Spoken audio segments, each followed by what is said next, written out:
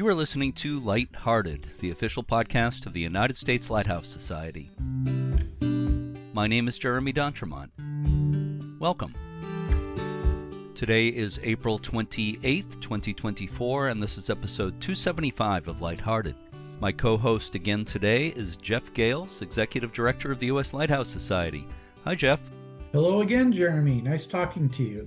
Last week, we listened to part one of an interview with Wayne Wheeler, founder of the U.S. Lighthouse Society, as well as his wife, Sally.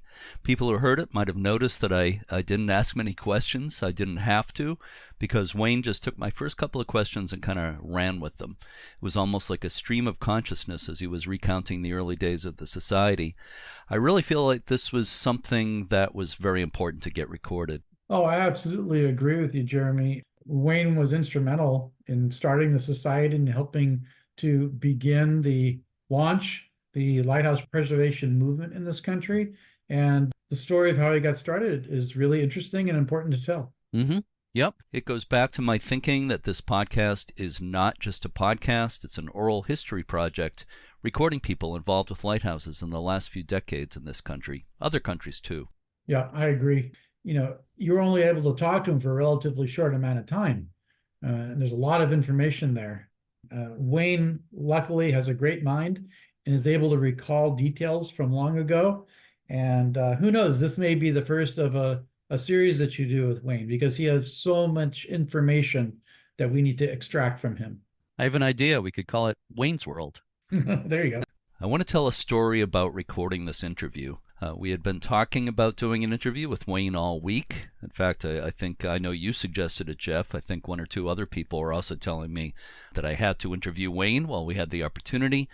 When I was leaving my room that day, the day we were planning to record it, I packed all my sound equipment in the case that I keep everything in. I was sure I included the little wallet that held the memory cards from my recorder. We all had dinner together that evening at a Thai restaurant. After dinner, I took Wayne and Sally to their hotel room.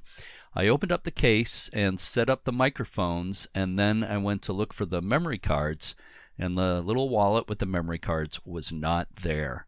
I got very upset because I was so sure I had packed them. I did not have a single memory card with me, but luckily Sally and Wayne were very understanding, and I drove about 20 minutes to a Walmart. I got a couple of memory cards.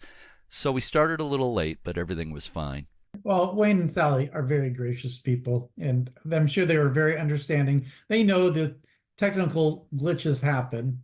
So, and they were comfortable. You had them in their hotel room. They were relaxing. It's no big deal. Don't beat yourself up, Jeremy.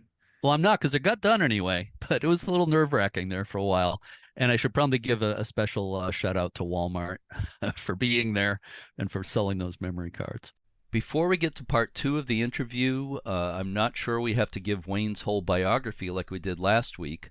I'll just say that he is a former Coast Guard officer who founded the U.S. Lighthouse Society in San Francisco in 1984, and he is now the president emeritus of the society.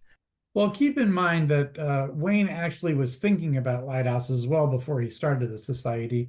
In his career in aids and navigation, he worked with them. He was dealing with them.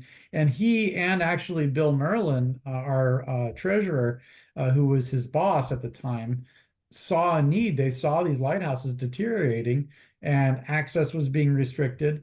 So he really kind of set the wheels in motion long before he founded the society, while he was still in the Coast Guard.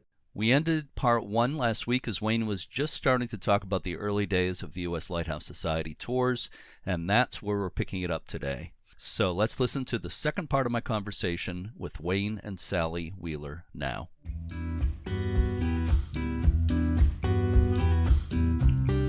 So I thought, well, probably Ireland, Australia. We started in the U.S. first.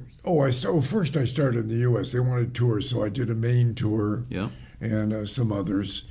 When I did the tours, I picked out the hotel, the boats if necessary, the food. I selected the food choices. I did the itinerary. I contacted the lighthouses that we were going to, or other facilities. Yeah. I designed the patch, the luggage tag, I did everything. I made all the calls, put the whole thing together, did the tour, led the tour, loved it. Yeah. I was doing 4 and 5 domestic tours a year.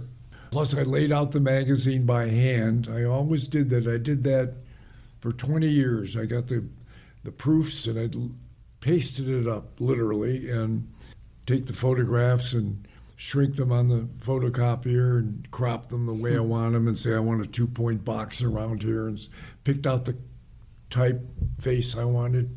Loved doing that. Just loved it. Pushing it around by hands instead of this computer stuff. I like that hand stuff.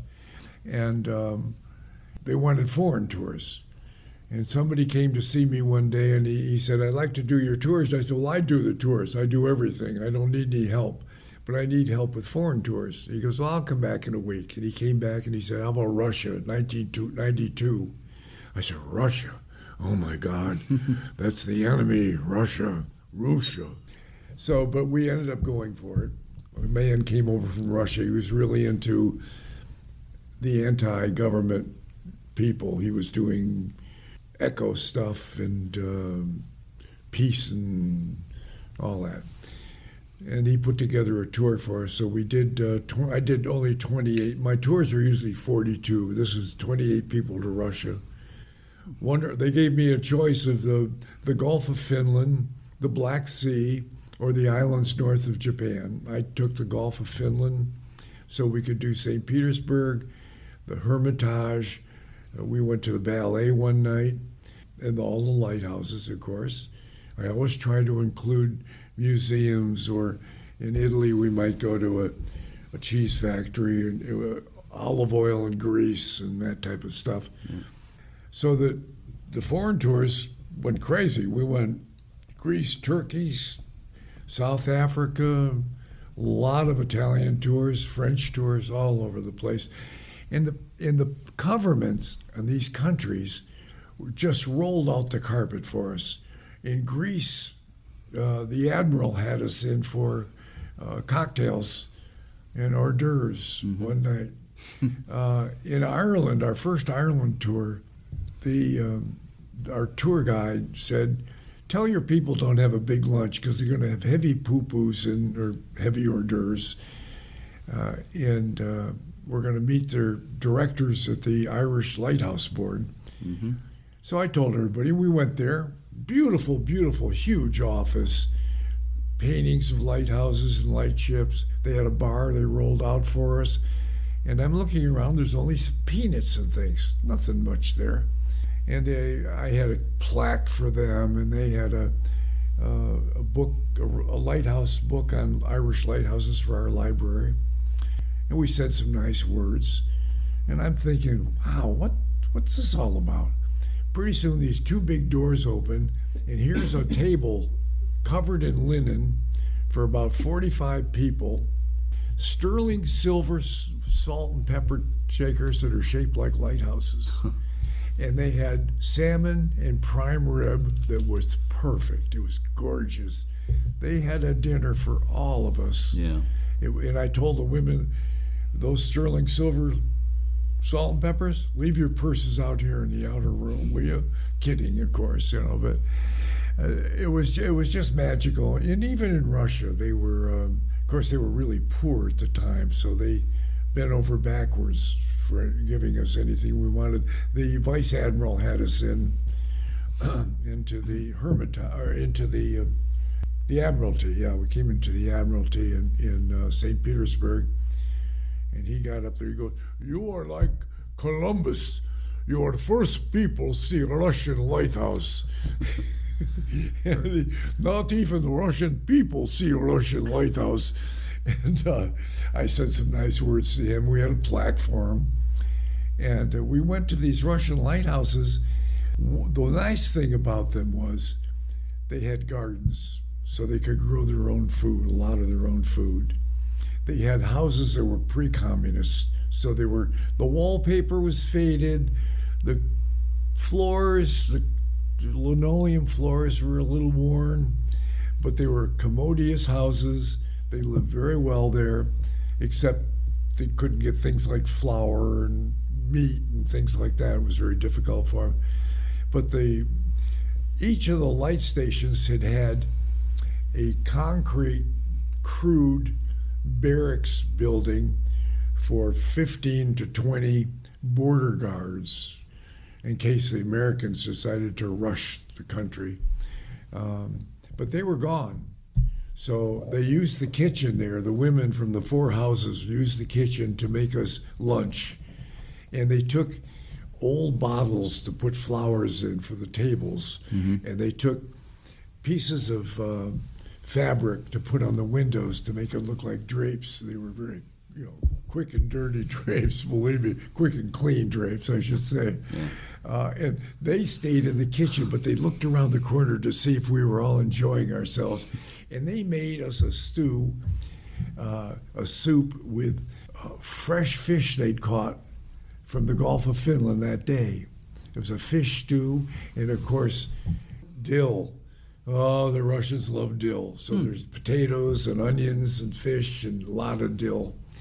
But it was just a very heartwarming feeling. They were, and the little kids were hiding around, but when the bus pulled in, the kids are behind these bushes.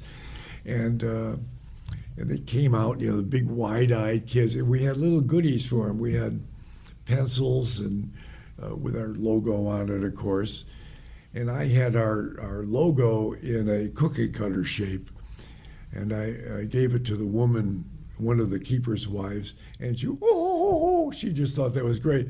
But I have no flour. So I kind of blew that. Oh, okay. Yeah, oh my God, she had no flour. Oh. And I'm giving her a cookie cutter. But they were just so welcoming, just wonderful people. And the kids all said when we gave them things, Spasiba.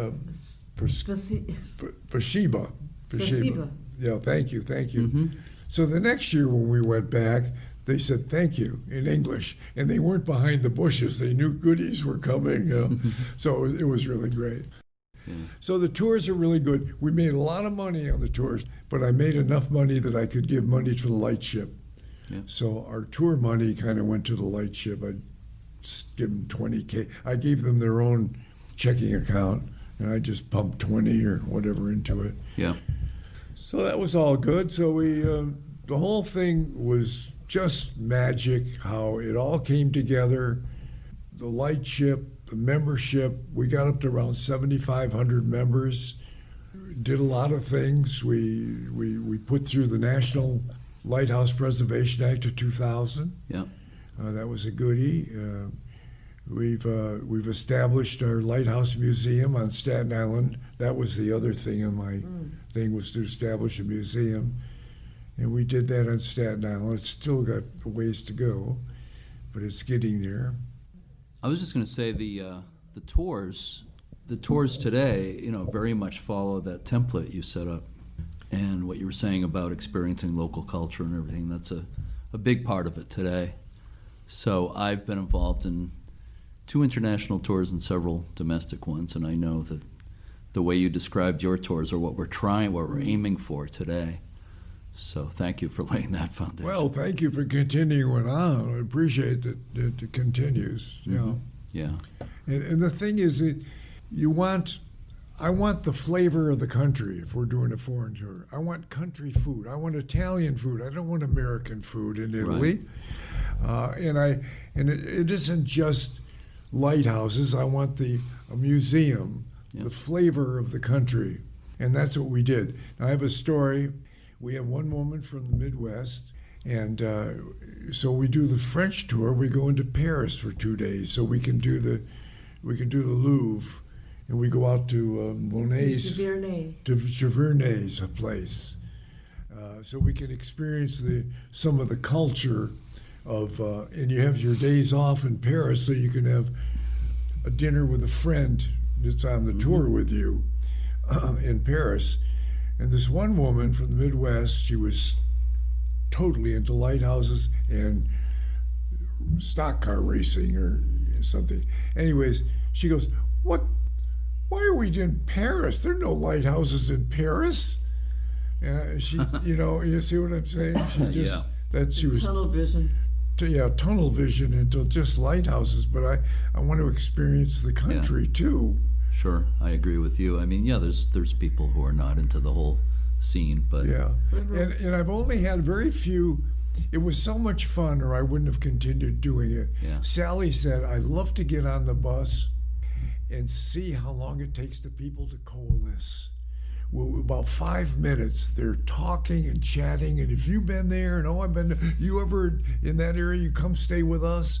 It's Yes. amazing. You can almost hear still it happens click. that way. Yeah, just- I know exactly what you're It saying. just clicks. Yeah. And that is so rewarding. Yeah. I've only had a few problem children, and they're mostly women on foreign tours, and there's only 2 or 3, but I mean, Yeah. one was apparently a klepto, very rich woman, and we were actually, it was the first Russian tour, and it was very poor. We were in this hotel that was built in the 60s, and it used to have businesses in it, and it was where they trained athletes for the Olympics. So we were assigned rooms that had these little tiny beds and little desks and things. Mm-hmm. And a lot of the lower part of the building was abandoned. And we ate there a lot, and it was chicken dinner every night. Oh, tell about when you were waiting for the taxi after the airport. When we got there, oh yeah, this is funny. In a minute. So I said to I had a person from this agency, this new agency, wonderful, beautiful young lady who could speak great English, and she had a sidekick, Olga, who couldn't speak English, and 2 young men from the university, which both later years had been to our house in San Francisco, which is amazing. Anyways, I said, I want to go to a Russian restaurant, or maybe a old Russian place where you have a leg of turkey you gnaw off, or a gypsy place, or a real Russian restaurant, not this American chicken poorly done. So they took us to this restaurant, which looked like Las Vegas, 1952. Long room, women on the stage with no tops, and chandeliers. I mean, it was better than where we were, but it wasn't. I wanted that ethnic thing, which wasn't that. Anyways, the next day, my 2 university kids came up to see me. Wayne, we have to tell you this. We weren't going to tell you. We got to tell you. This one woman got caught at the door trying to steal a cup and saucer and a half a bottle of vodka. And she got caught by the guards, and they smoothed it over, and they got it taken care of. Well, I just went right through the overhead. And the next year, Cookie, or whatever her name was, from Chicago, very wealthy person. The first one was very wealthy, too. She tried to take the towel from the room. We were outside having lunch just before we left, and the maid came out and said, "We're missing a towel from your room, sir." And then she tried to take caviar. At that time, you couldn't take caviar out of the country. Yeah. And she got caught at the airport. Wow. What did she have the caviar in? Just like a can or something? It was just in the can, her luggage. Yeah, okay. They just checked through her luggage. I picture her trying to get out in her pocket. Yeah. But the first time we went to Russia, we flew into Finland, and from Finland we flew into Russia, and we landed in the old airport. And as you landed, you looked down. This is the first time we're in Russia, and you look down the runways, and there are weeds in the runways, and there are machines that are just rusting, plows and cranes. And we get into the building, which is a great big square building with paintings on the ceiling of planes flying over with the Russian insignia on it. And you go through some kind of cardboard barriers, and they throw your luggage in through a hole in the wall to a big heap. And you pull your luggage out, and we go down to the checkout, and there are all these signs, Acme Group, blah, blah group, this group, nothing for the Lighthouse Society. And pretty soon the whole place is deserted. Mm-hmm. So we go up to the front and of the building, and everybody's looking at me. What are we going to do? And I said, well, I'll take care of this. So I went over. I had a phone number. So I went over to a guard, and I got his permission to use the phone in an office. And I went in there, and I called St. Petersburg. No answer. I called Moscow. No answer. I went back out. I said, oh no, first, before I went in there, I said, what coin do I put in this phone out just on the outside of the building? That coin no good anymore, but doesn't matter, phone doesn't work. So then I went through the thing we're calling with no answer, and I came out, and these cabs are circling, and they want to pick us up. And finally, everybody's looking at me, of course, and I said, okay. So I got this cab up. He goes, okay, we put all your 2 people in cab, and we put all your luggage in the van and take it. I said, no, the luggage goes with the people in the cab. So they wanted $15, which is like 5 months' pay. Mm-hmm. Officers in the Russian Navy at the time got $2 a month. Seamen got $1 a month. So I didn't know that at the time, but I got them down to $5. And now we've been flying 14 hours, some of us overnight. Pretty blurry. And we went into St. Petersburg. We pulled up to this hotel. Oh, I had the hotel name on a piece of paper. I gave it to the driver. Oh, I know him. So we got up to the hotel, and the cabs pulled up, and Ted Schutz got out of the cab in front of me. I got on mine. He goes, Wayne, what if this isn't the right hotel? I said, Ted, if this isn't the right hotel, we are deep kimchi. And so I went into the hotel. They couldn't speak English. I can't speak Russian. I gave them a list of names, and they sent a sheet over to me which had our names and the keys. I gave the keys out. I said, go to your room. I'll call you when I figure this out. And pretty soon, my people came, the Russian people came, mm-hmm. and it wasn't their fault. It was America. The guy gave them the wrong time when we would be there. They had already been to the airport after we were left. Uh-huh. So, and they really did a good job. All kinds of stuff. I could tell stories for hours on foreign tours. Yeah. Fun stuff, not so fun stuff, and so on. Yeah. But that's tours. Anyways, the whole thing, it was a lot of fun. I enjoyed. I couldn't wait to go to the office. My wife resumed her floral business, floral design. She did weddings and corporate accounts and so on. And if she was working weekends doing a wedding, I didn't have anything to do. Kid was out, and so I went to the office. Mm-hmm. It was fun. The mail. I couldn't wait to open the mail in the office. We had so many people just donating off the cuff money. We never had a money problem. If we needed new computers, except I kept mine 20 years, but if we needed new computers, I got them for everybody. Yeah. Maybe we can move on to you were in San Francisco until when with the society? We were in San Francisco. We moved in 2005. Yeah. 2005. So you were in San Francisco for a little over 20 years. And you were in how many different places in San Francisco? Just the two? Well, we were in our house for 2.5 years. So we were about 2 years on Chenery Street. Yeah. And in a mom and pop grocery store. And then we went down to the financial district in the 5th floor. In fact, they had half of the 2nd floor for a while we were selling books and things like that. I gave that up. We were there until I retired. Jeff took over, and about a year later, he moved to Hansville. Yeah. So that was maybe 2006, somewhere around there. Yeah, yeah. 2006. Yeah.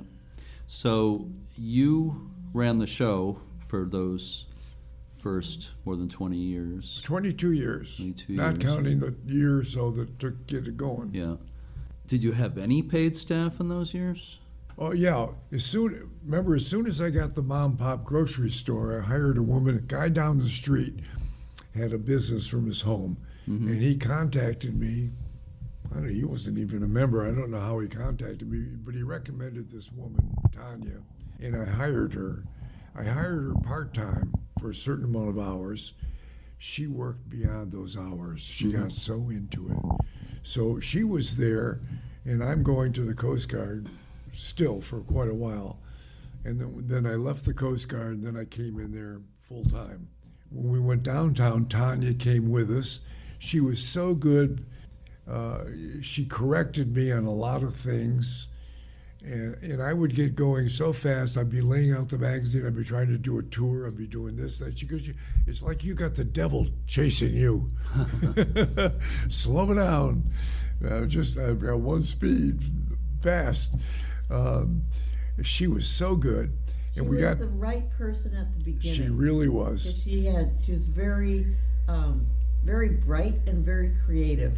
And so we were inventing systems, and she was part of that. Yeah. She really was. So she came downtown with us. She didn't like being downtown. I insisted I wore a coat and tie. She was an old hippie. Yeah, and so she wore a dress and stuff, and I don't think she was really comfortable with that, but she was so good. She was good with people. Anyways, Tanya was a wonderful person. And then she left, and I hired, we had a lot of people there. Within no time, though, I had 3 employees in there. I had assistant doing certain things. I had somebody doing membership things, and somebody at the desk. We had a man on the lightship who had been stationed on that lightship as a young sailor, and he really got into it. And he'd retired from his job. He put together every month a folder with how much water was on the ship, how much fuel, and everybody that worked, their initials, what they were working on, and how many hours they spent. And when you compile that, it's good for grants. All that information. Every single month for 20 years, we had these folders in the office on the lightship. So, and we eventually paid him something like $20,000 a year, something like that. So I had him, 2 to 3 people beside me in the office. Yeah. And it all worked out pretty well. What about volunteers? I'm lousy at getting volunteers, apparently. A couple of people would come in spite of me. That's what's so good about Jeff. He is magical at getting quality volunteers that even relocate hundreds of miles, thousands of miles away. That's right. No, that's a weak point. Sally kept telling me over the years, delegate. And I just like doing everything. I was even doing the books for many, many years. I had a man he was a CPA on the board. He taught me to do this very simple program. So I entered all the checks.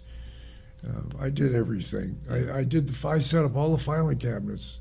When I left, about 5 or 6 4-drawer filing cabinets with files in them. I did them all color coordinated.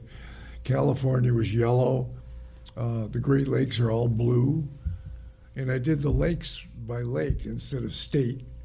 And then after I left, they turned it back to state, which is ridiculous because it's so much easier when you know it's the lake, because there's several lighthouses that have the same name, like Eagle Island. There are 3 Eagle Islands that I know of. There's Eagle Harbor and Eagle River, just to confuse things. Yeah. I did everything, and I just couldn't delegate, which was a weakness, really. I know what that's like, though, so Yeah. I understand, yeah. So you were the director, I was the head poobah. guy. You were the head, the chief cook and bottle washer? Exactly. Yeah, until you hired Jeff as the director. So he was the first. Well, at the end, I didn't know this until maybe 10 years or more after I left that I had burned out. I didn't even know it, didn't even think about that. But I knew that I'd go into work and I couldn't move. I'd sit at the desk and I know I had to go out and lay out the magazine, and it became it was like I was in mud, walking out into the other room to lay out the magazine. And I would just sit there, and I'm used to typing letters and doing this and setting up a tour, and I couldn't do it. And so Jeff had come in to call me, and he said, "Can I come in and see you and ask about Lighthouse lenses?" I said, "Sure, of course." He showed up on time with a coat and tie. I was impressed, and I lectured him. I hate that word. I talked to him for about about an hour and a half. I gave him a whole bunch of material to take home and read. And he called me about 2 weeks later or a month later, and he wanted to know about fog signals. So he came in on time, dressed nicely, and I told him about fog signals. And so I had him in the back of my mind when I'm thinking, I've got to find somebody to take this over. I just can't do it anymore. Not that I didn't want to, I just physically couldn't do it. Mm-hmm. And so I asked him, and he came in for an interview, stayed with us. He and his wife stayed overnight with us. What do you think of what's happening these days with the society? Of course, we just spent a week of meetings with the board, and well, they're going ahead. They're doing a lot of things way beyond what I did. No doubt about that. The thing is, when I started the society, lighthouses were hot. yeah, You couldn't pick up a catalog for rugs or plumbing supplies without a lighthouse nozzle for your garden or whatever. yeah. Every catalog had it. There was a wave in the 80s, no doubt about it. Oh, it was huge. It was huge. We just hit it accidentally right. Also, when I tell people in my talks, it wasn't just our society. The Great Lakes Lighthouse Keepers Association had been started a year before me. And there are local ones starting up down in Key West and Rhode Island. And Bill Davis in Rochester, New York, completely redid the lighthouse almost totally by himself. We're talking ripping vines off the tower and the house himself. Yeah. Opening up the windows that had been blocked in with cinder block on the tower. Yep. All over the country, it was like and then not only that, but some states and counties were recognizing the importance of not only lighthouses though, but it was also preservation of train stations. Yeah. Well, that's true. It coincided with more of a awareness of historic preservation in general. From the Historic Preservation Act of 1966, Mm-hmm. it just blew out from there. Yeah, we had that period of urban renewal with a lot of history being destroyed. Yeah, after World War II and after the Korean War, it was plastic. Tear down the brick buildings, put up new stuff. Yeah, yeah. And the 80s was also a good time for lighthouse books, and that was kind of a new thing. There weren't many lighthouse history books before then. Over the years, when I started the society, I started looking for books from book dealers, and also looking for magazine articles, and also artwork like things that were in the 19th century magazine. What I'm thinking? Harper's.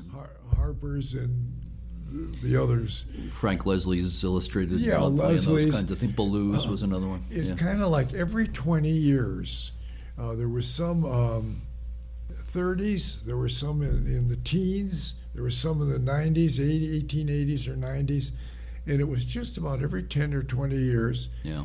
And you see the books that were there, and then in the 50s and in the 80s. Mm-hmm.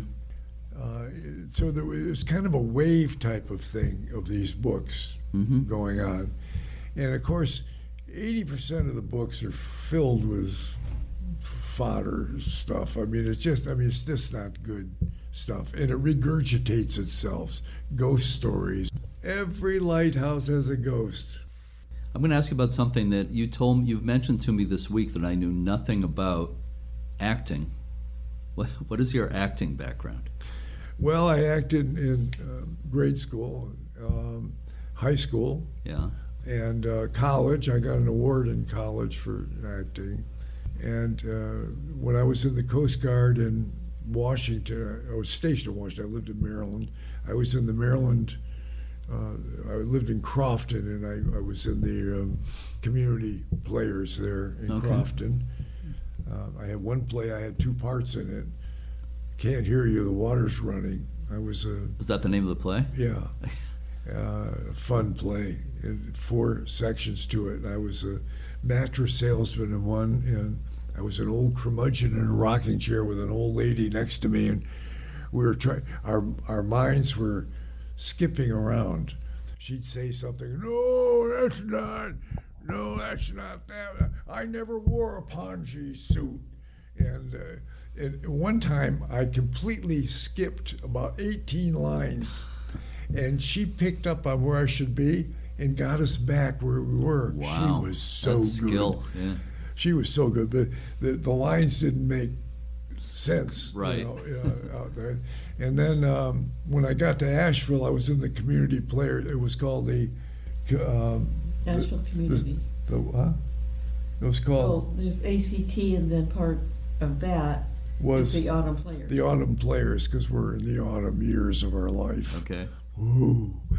And because That's a most of them, readers theaters. so we read. So this is now. Are you still doing this? I quit a few years ago. I didn't like the place. They were doing these old saw plays from the 30s and 40s. Noel Coward and all these. They were the original sitcoms. I hate sitcoms. I teach a 16-hour course up to the history of lighthouses. Yep. In one half day, I come in. I have a uniform made by a company in Pennsylvania that makes them for the National Park Service and museums. And it's exact uniform, except I had them, instead of using the old wool kersey, which is itchy and doesn't hold a crease and all that stuff, I had a wool blend. And I had, I guess that's the only thing I made. I wish I had thought about the fly, because there's a button fly, which is real. And when I got it, he said, check it over and see if it fits and see if you think it's correct. And I'm looking at it, and in the sleeve, there's kind of a tan-colored material in the sleeve, and it's stamped inside the right sleeve. It's stamped, approved Quartermaster Corps, Army Quartermaster Corps. And I called him. I said, what the hell is stamped inside the sleeve? And he goes, well, all uniforms, no matter what service, had to be approved by the Army Quartermaster Corps until about 1920 or something. I said, who the hell is going to look inside my right sleeve? But it has. I had the buttons made in Connecticut, and I had the K, the gold parts, made in Pakistan. And I got material from a company in Chicago, and they would send me the material, and I would go, some other place would send me the material, and I would send it to a hat company in Chicago, along with the buttons that I had made from Connecticut, and they would make me so many hats. So we sold those hats, but I had this uniform, and I dress in the uniform, and I come in. I have somebody take care of the class, because till at the beginning they all come in, and she takes attendance and stuff. Yep. And then I come in. I'm Harley Keys. I was a lighthouse keeper in my day. I was born in 1860. 1860. I never knew my father. He joined the war. And it's a good half-hour talk, I guess. Yeah. You know, when I first met you was August 1989, the Lighthouse Bicentennial year in Newport, Rhode Island. Oh my God! I checked into a hospital. Yeah, and you were in the uniform. Right. Oh, Okay. so you know the uniform. Yeah. I was. I don't remember wearing the uniform. Yeah, there. you were at the Apparently you did. armory in Newport. There was an exhibit set up, and you were greeting people. And I don't remember wearing a uniform. sadly, that I don't need to remind you that whole event was cut short by by a Yes. hurricane going by offshore. I guarantee they were doing a lighthouse play on Ida Lewis or something, and I guaranteed a gate for Friday, 2 Saturdays, and a matinee on Sunday. I rented the Armory. Mm-hmm. I kept the tents up from the yacht club show for $1,500. I had all these debts, Yeah. and the hurricane was going to hit, and of course it didn't hit. But they said you could have slept. They had 80% cancellation of all Eastern Connecticut, all of Rhode Island, and part of Massachusetts, and B&Bs, hotels, everything, motels. There's just nobody around, and I started drinking a lot. I had a lot of heart palpitations. I checked myself into a hospital. I thought we were going to die. And Charlotte Johnson, God bless Charlotte Johnson, I know her. she got the city to waive the Armory cost, including the phone bill. They gave me an office upstairs, including the phone bill, the office. Mm-hmm. She got the $15,000 knocked down to $8,000, I think, something like that. She went around to merchants and helped lay off a lot of this. And the only time I ever did this, I sent a Hugo Relief Fund letter out to people, Yeah. saying that donate anything at all, $5, whatever. Told them what happened, and that helped pay it off. Some people sent $100, some people $5. Yeah. So I got that. I don't like asking for money, especially. I remember it like it was yesterday. Really? Yeah. Yeah. Where'd you meet me? Oh, in the Armory. With my wife. Yeah. You were. I think you were. I think I you were. was I think there. you were there. I think you might have been right, right there. Yeah. So yeah, we chatted a little bit, and you know what there was at that event was good. It's just I was really looking forward to it. It was supposed to be a cruise, I believe. Oh, we had a cruise too. I had bus tours. Yeah. Oh God, we had a keeper's dinner, and oh Yeah. man. Well, I didn't mean to remind you of all that. But Oh, it's okay. It's I okay. you talk about the uniform, and it brought that to Yeah. Yeah. mind because you were in your uniform that day. I have a question for you. Did anybody ever tell you you look like General George Meade? Have you heard that before? No, but my great uncle was Grant. The picture of General George Meade you see all the time, where he's turned a little bit to the side. He's in his Civil War uniform. Yeah. I swear it looks like you. I give you every time I see that picture. I used to have a mole right here, and I had it removed. And, Yeah. and Grant has one right Grant. there too. Yeah. You know, and the eyebrows and stuff. Yeah. But Meade, I think You think Meade? I'll have to look at Meade's picture. I used one in the magazine Uh-huh. when I talk about. I think that's the picture I'm thinking of. But He also looks a lot like a lot of Greek heads, mm-hmm. Greek sculptures. I can see that. You know, those strong features. Yeah, absolutely. I can definitely see that. I'm going to ask you a really silly question, but I have two. This is my next to last question. I have two final questions for you for bonus points. First, the silly question is, what's your favorite lighthouse? That's a silly question. My favorite lighthouse is the Cordouan in France. That lighthouse, which has a chapel in it, stained glass windows, very historic. And as a matter of fact, the French have something like we have, which is the National Register. And the Cordouan Lighthouse is number one in their register. So it has a lot of history. It had the first Fresnel lens was in there. Yeah. It has the first order now in there. It has the original was built up later, much taller tower. It has absolutely gorgeous keeper's bedroom for the men on duty at the top, all done in walnut and stuff. The size of it, the location, the architecture, it's just the best. Yeah, yeah. Most of them are like grandchildren. All are a little different and all charming in different ways. Sure. That's a really good and interesting choice. Fortunately, I haven't seen it in person, but from what I know about it, I completely understand. Yeah. My last question, okay, for extra bonus points. What has been your favorite thing about your 40 years of association with the United States Lighthouse Society? I have to say the people. They're just incredible. On the tours, the people on the tours, if something goes wrong, and a lot of our tours are first-time tours, and they're not cookie-cutter tours. They're tours that we've never done before, and we're even taking the coaches we take of sometimes, like in Ireland, have never been down these roads before, so we never know what's going to happen, and it doesn't matter because they put up with it.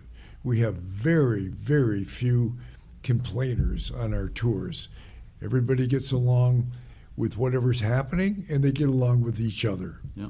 And they're very supportive of the society, of course. Yeah. Sally, you have anything to add about? Well, I was just thinking that generally the Lighthouse Society members as a group are highly intelligent and good-humored. There's a lot of bird watchers there. That's true. Yes, And a that's lot true. of educators. And I just think as a group, they're superb. They make me feel good about humanity. That's beautiful. Yeah, and very true. And I agree about Lighthouse people in general, but especially the USLHS, of course. And they are bird watchers, too. It's That's true. Oh, there's a that's big right. crossover there. That's absolutely true. And that's one of the bonuses of lighthouses, of going to see lighthouses, that wildlife is a part of the yes. experience. And Yeah. going into a nice area, too. Yeah, the usually. natural environment, the scenery, it's all part of the appeal, for sure. So, Wayne and Sally, what a pleasure this is. It's great seeing you again this week. Well, thank you. It's good talking with you, too. Yeah, and I'm so happy we were able to do this tonight. There were a couple of little glitches, but we got it together. and Eventually, yeah. we've been trying to do this for days. Yes. But I'm so glad we did this, and thank you so much for allowing me into your home for the week here. Pleasure. Yeah. Pleasure. Really, So really. it's a real pleasure, and thank you for everything you've done for lighthouses in this country. Thank you.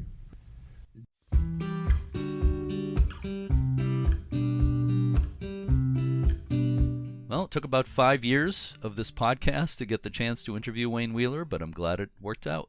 Me too. Thanks so much, Jeremy, for taking the time to do it. And I'm sure Wayne and Sally do appreciate your efforts here. Well, you played a big role in it too. It was an idea whose time had come. Speaking of U.S. Lighthouse Society tours, I want to remind everyone to go to uslhs.org to read about everything the Society offers, including domestic and international tours.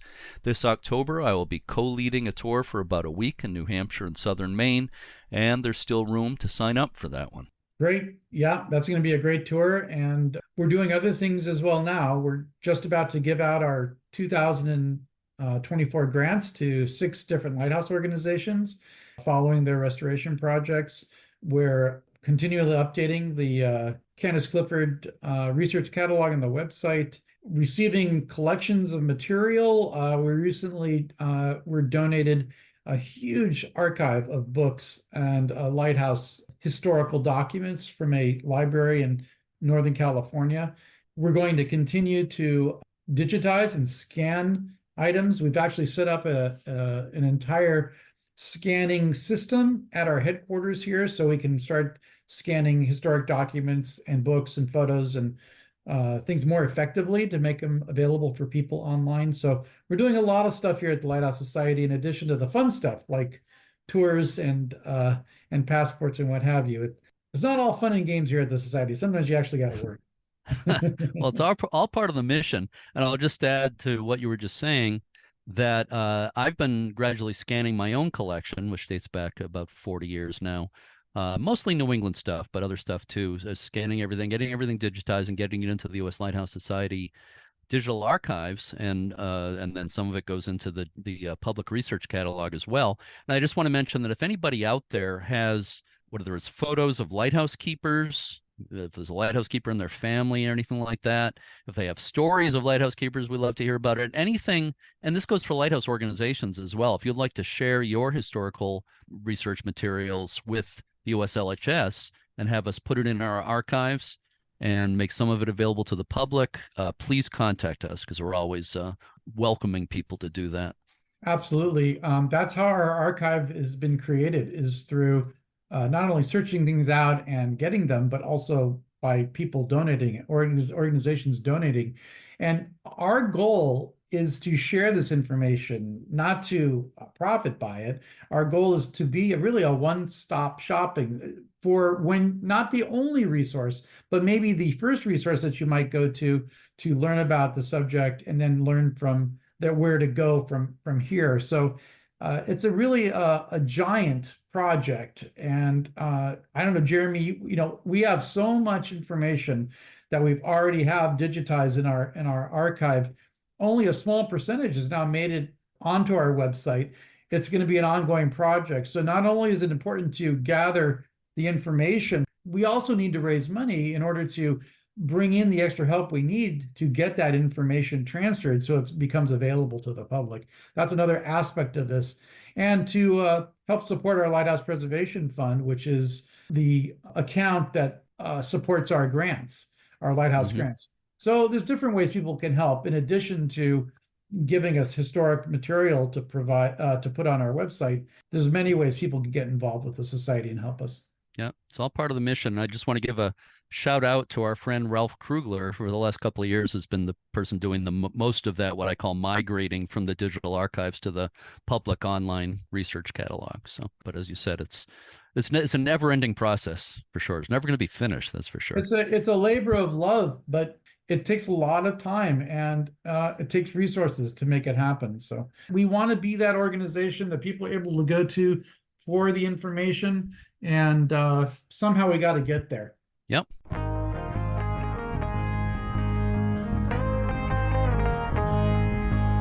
So before we close things down for today, I want to read a quote from a 1993 article in the Magazine of Syracuse University, Wayne Wheeler's alma mater. Quote, "The life of Wayne Wheeler and the United States Lighthouse Society is anything but quiet. Preserving a bit of our nautical history, however, is worth the effort.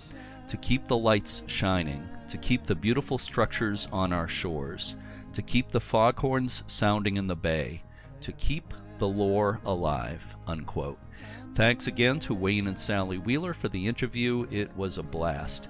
We will be back next week with an interview about the Maine Maritime Museum. Until then, to all our regular listeners and our new ones, thanks so much for listening, and keep a good light. Let it shine, let it shine, let it shine.